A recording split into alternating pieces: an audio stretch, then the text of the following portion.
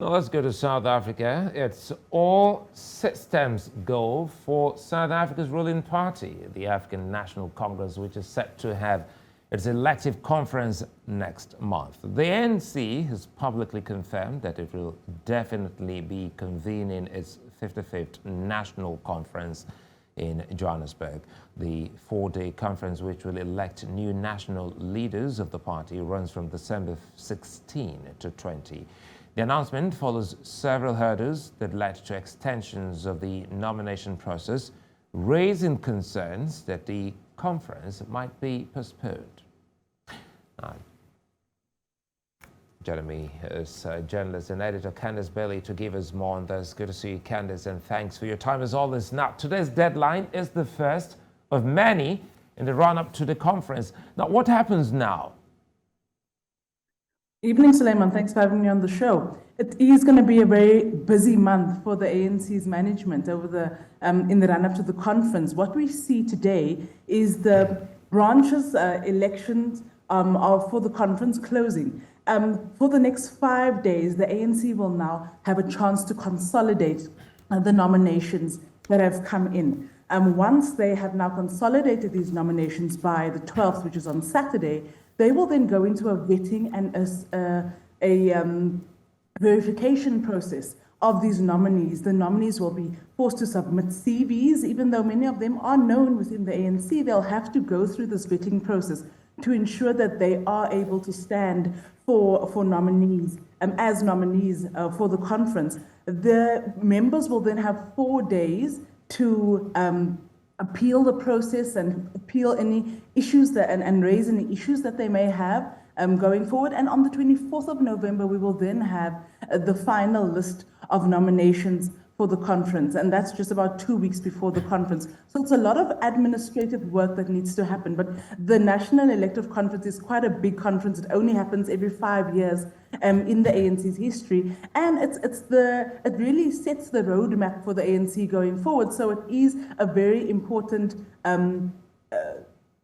conference and a very important meeting for the ANC, for the leadership, and for the future of the party. So now, the lead up to the conference this year has been characterized by delays and challenges. Help us understand some of these issues.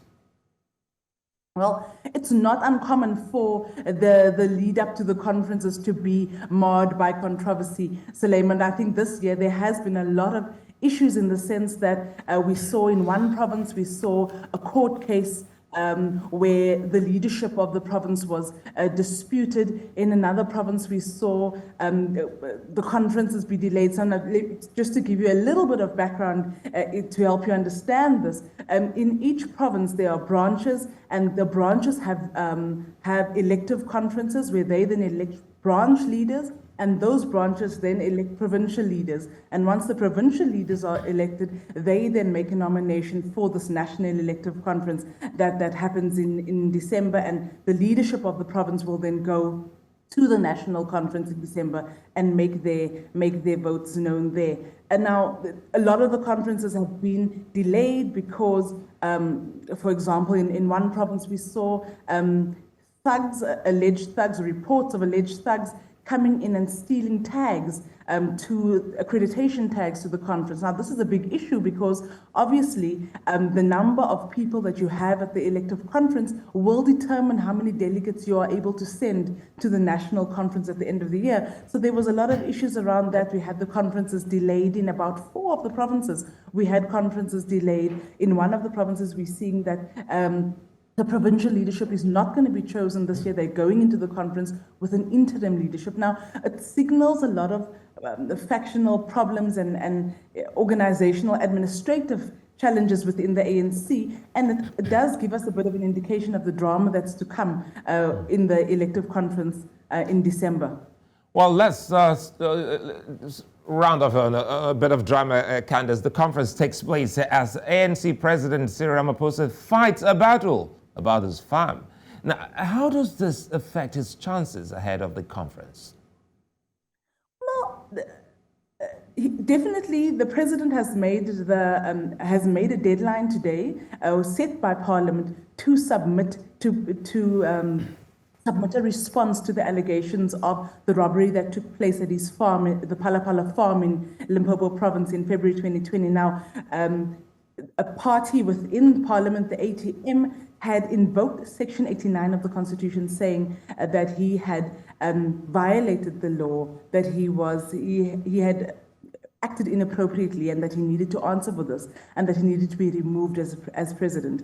Now, this does affect his chances in the country as president. It obviously affects his standing as president, but it seems to not have so far affected his chances within the ANC.